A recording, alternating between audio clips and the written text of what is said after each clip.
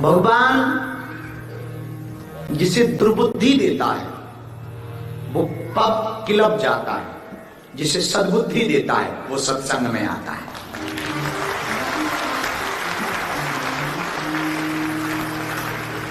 भगवान जिसे कुमति देता है वो पार्टी में जाता है, बियर बार में जाता है। भगवान जिसको सुमति देता है वो भगवान की कथा में आता है।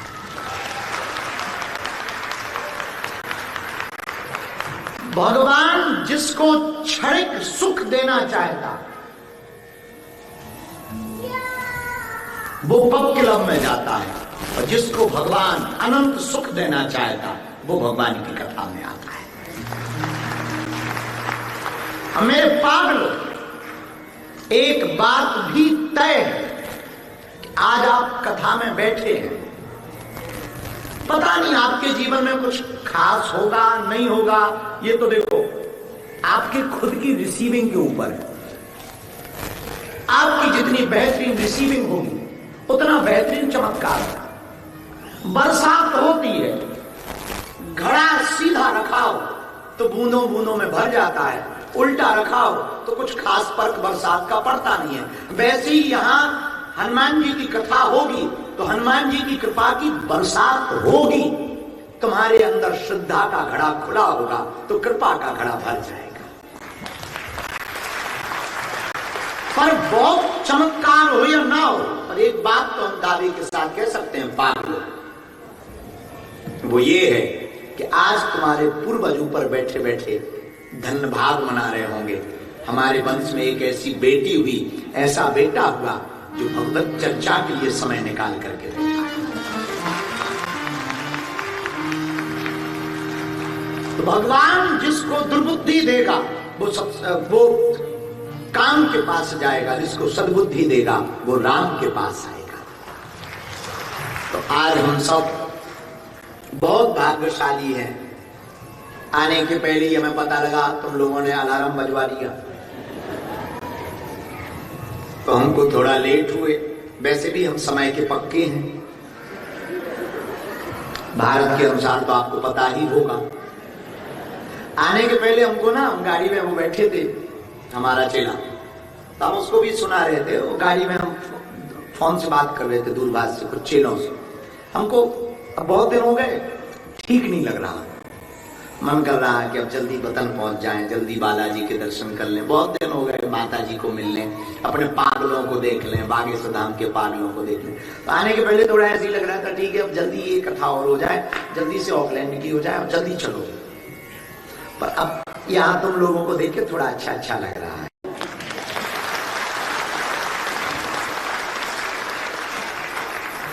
एकदम ठंडा है, भयंकर ठंडी है।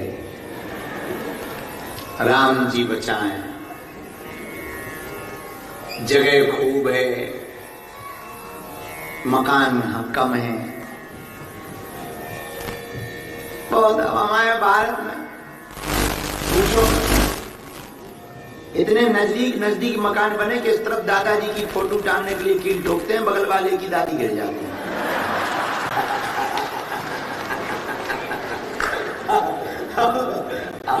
तब वो आके बताता है भाई साहब ठीक से नहीं ठोक सकते हो, तो कहते हैं क्या ठोक सकते हो, तो दादाजी टांग देते। बोले तुम्हारी दादाजी के चक्कर में हमारी दादी उल्टी गिरेगी। पर ठीक है, बहुत अद्भुत देश है, अपनी प्रकृति को बचाए हैं। अद्भुत देश है न्यूजीलैंड, अपनी प्रकृति के प्रति बहुत सतर्क है, सावधान है, खेल पर बहुत ज्यादा प्रोत्साहित करता है, खेलों के लिए बच्चों को प्रोत्साहित करता, बच्चों को एक्टिव रखता, बहुत अच्छा है। और बहुत सबसे बड़ी बात है कि ऑकलैंड पहुंचे, इन पागलों ने हाका रखा, हाका।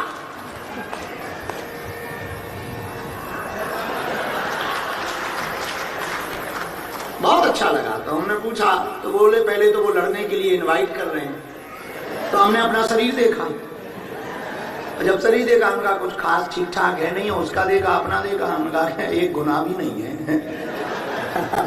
लेकिन बहुत अच्छा लगा। यहाँ की प्राचीन संस्कृति, हाका को देखा, उनकी संस्कृति को देखा, उसको समझा।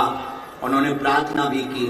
फिर मन में तो था ही कि हम आए हैं तो सबको मिलने आए, हम सच बताएं, कथा करने थोड़ी आए, तुम्हें जगाने आए।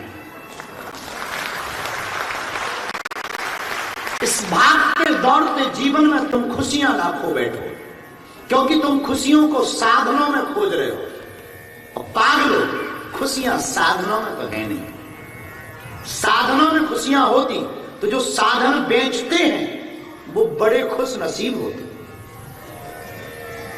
गाड़ियों में तुम खुशियां खोजते, पब क्लब होटल बोतल में तुम खुशियां खोजते, तुम खुशियां खोजते हो बड़े बड़े मकानों में, तुम खुशियां खोजते हो डेवलपमेंट में, तुम खुशियां खोजते हो इंटेलेक्चुअलिटी में, तुम खुशियां खोजते हो बहुत बहुत विशिष्ट जगहों पर, बहुत अमीरी में।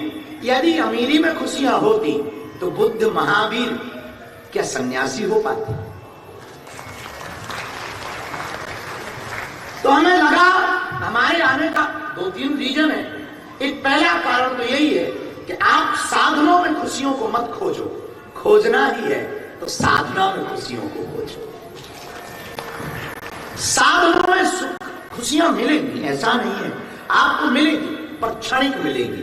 पर साधना में आपको जो खुशी प्राप्त होगी वो ऐसी प्राप्त होगी कि लौट करके तुम्हारी खुमारी उतरेगी नहीं। मीराबाई को एक बार प्राप्त हुआ तो मीराबाई की उतरी नहीं खुमारी। महलों में पड़ी पली बन के जो चली, मीरा रानी दीवानी कहने लगी, बैठी संतों के संग रंगी मोहन के रंग, वो तो प्रेमी प्रीतम को मनाने लगी। ऐसी लागी लगन मीरा हो गई मगन, वो तो गली गई हरि गुण गाने लगी। ऐसी लागी लगन, लागी लागी रे लगन, लागी लागी रे। मेरे पागलों, खुशियां अगर साधनों में होती तो मीरा कभी भी अपना राजमहल न छोड़ती। मीरा ने राजमहल छोड़ा, मीरा जोगन बनी श्याम। कितने ताने नहीं सहे मीरा ने, क्या क्या नहीं सहा मीरा ने। और तो ठीक है, विष का प्याला भी मिला, और जब पुरोहित जी विष का प्याला लेके आए, मीरा को दे के बोले ये भगवान श्याम सुंदर का चरणोदक है। मीरा ने स्वीकार कर लिया और मीरा पीने लगी। लेकिन जैसे ही विष के प्याले को पीने लगी, तब तक किसी ने मीरा के कान में आके कहा कि इसमें जहर मत पियो, बावरी हो तुम, मर जाओगी। मीरा कहती है अगर वो श्याम का चरणोदक है और जहर भी है तो मैं पीने को तैयार हूं। और मीरा विष का प्याला पीती है, मानो अमृत पी गई हो। पर मीराबाई का ये चरित्र हमें सिखाता है कि साधनों में खुशियां नहीं है, खुशियां तो भगवान के चरण में। जो साधना में खुशी है वो स्थायी है। संसार में खुशियां नहीं है, संसार में रहकर परमात्मा के चरणों में हो जाने पर खुशियां मिलेगी। और मीराबाई के पूरे जीवन में संघर्ष रहा पर खुशियां नहीं मिली। मेरे प्रियजनों, तो हमारे आने के बहुत कारण हैं। उनमें एक कारण ये भी है कि हम चाहते हैं आपके जीवन में साधन बहुत हैं, अब साधना आ जाए।